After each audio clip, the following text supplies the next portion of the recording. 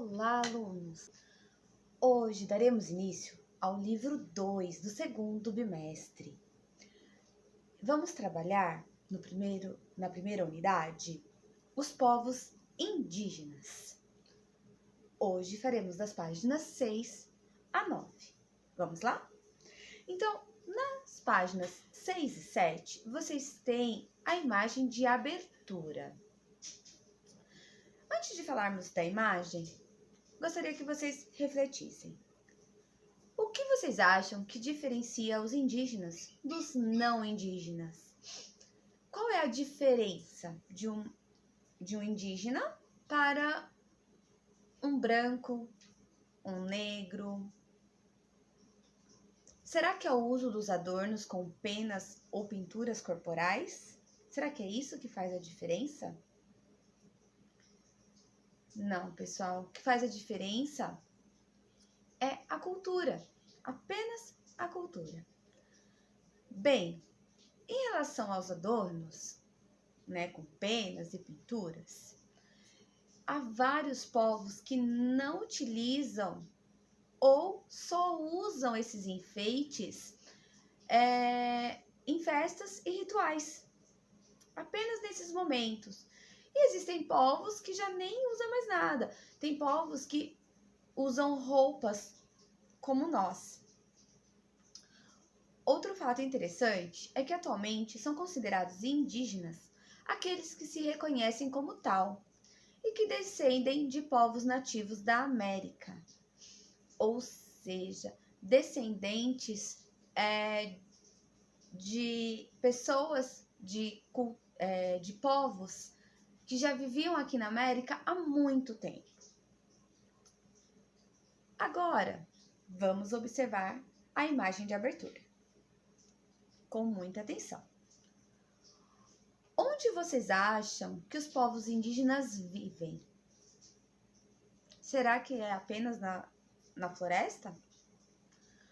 Muitos povos moram em aldeias, nas matas, florestas, mas devido a diversas dificuldades, alguns também migraram para as zonas rurais ou urbanas do país. Então, devido às dificuldades que esses povos estavam tendo, eles foram embora morar na área rural ou na área urbana dos municípios.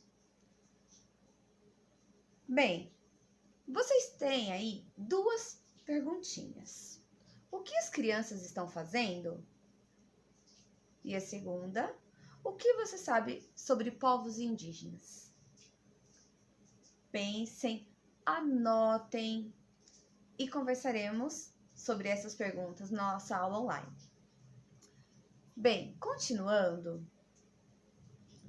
capítulo 1, página 8, diversidade dos povos indígenas. Existem vários povos indígenas, mas antes de falarmos sobre os povos, vocês conhecem alguma palavra de origem indígena? Muitas fazem parte do nosso vocabulário, vocês sabiam? Como capim, mandioca, abacaxi, pipoca e peteca. Cada palavra tem um significado específico para os indígenas. Capim significa mato fino. Mandioca, raiz profunda. Abacaxi significa fruta cheirosa. Pipoca é grão de milho que se abre no fogo. E peteca é um brinquedo que se bate com a palma da mão. Claro que existem várias outras palavras. As culturas não indígenas, ou seja, a nossa cultura, receberam muitas influências das culturas indígenas. E estas palavras estudadas são exemplo dessas relações, alguns dos exemplos, certo? Bem, continuando então no nosso texto, diversidade dos povos indígenas, Existem hoje no Brasil diferentes povos indígenas, cada um deles com costumes característicos e língua própria. Também é muito comum encontrar entre os brasileiros pessoas que têm antepassados de origem indígena. Vocês já perguntaram em casa se vocês têm algum antepassado indígena? Mais um assunto para a nossa aula online. Costumamos identificar a origem de um povo indígena pela análise da língua falada na comunidade. Cada comunidade indígena tem uma língua. As línguas que têm a mesma origem fazem parte de um grupo chamado tronco linguístico.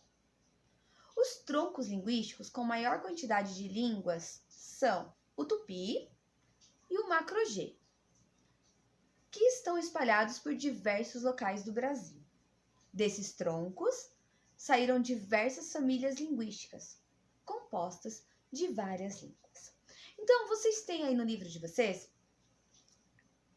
dois esquemas. Um esquema do tronco linguístico tupi e um outro esquema com o tronco linguístico macro-G. E ali estão detalhando, né? Em verde, as famílias linguísticas e em amarelo, as línguas faladas. Eu vou representar essa imagem que vocês têm no livro nas árvores. Bom, então nós temos, né, os troncos linguísticos é como se fossem os troncos das árvores, ok? Então nós temos o tupi,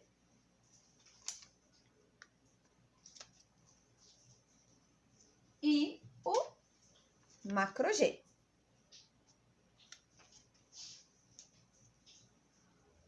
No tupi, nós temos 3 famílias linguísticas, ou seja, cada galho, uma família.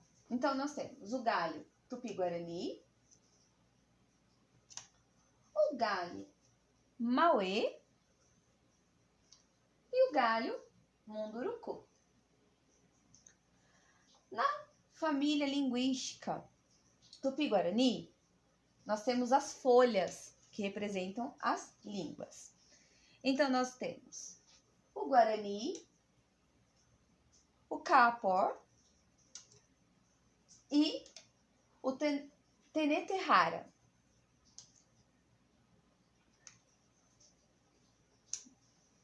Só inverter, munduruku e o mauê. Isso.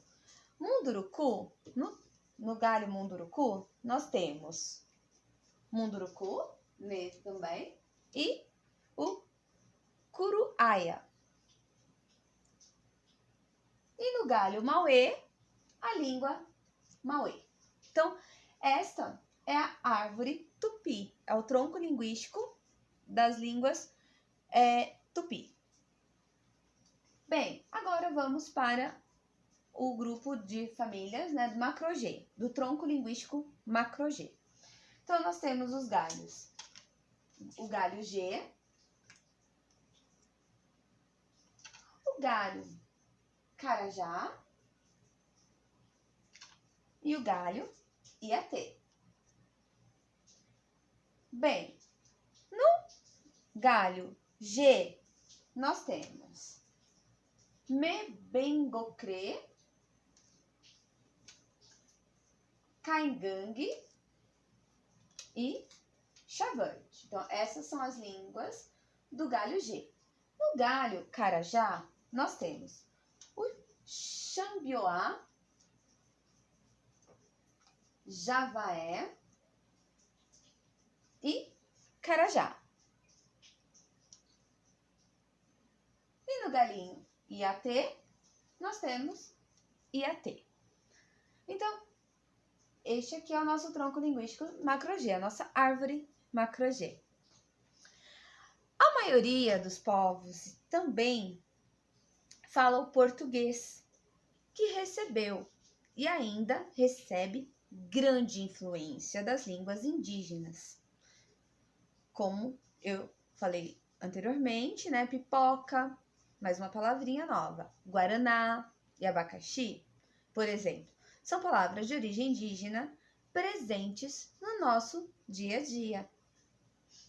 Como eu falei, existem várias outras palavras que estão presentes no nosso dia a dia. Bem, na página 9, atividades, vocês farão o seguinte. No exercício 1, relacione as imagens com nomes de origem indígena e seu significado. Então, cada figurinha tem um número. O abacaxi é o número 1, o jacaré é o número 2, paçoca número 3 e tucano 4. Vocês vão ler as frases, as 4 frases, e na frente de cada uma delas, vocês vão colocar o número da figura que corresponde àquela frase. No exercício 2, observe os objetos de diferentes povos indígenas e indique a quais famílias e troncos linguísticos pertencem. Para vocês identificarem as famílias linguísticas e o tronco linguístico, leiam a legenda da figura. Olha só, a primeira figura, colar da etnia Kaapor, feito com penas de tucano, tangará,